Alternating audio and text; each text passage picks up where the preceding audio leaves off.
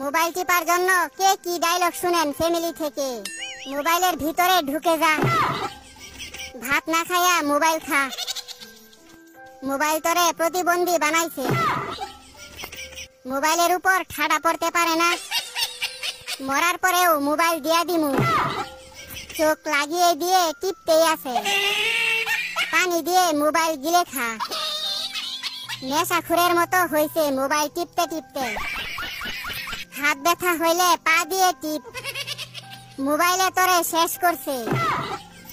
তুই কানা হয়ে যাইবি তো, এত টিপে মোবাইল নষ্ট হইতে পারে না।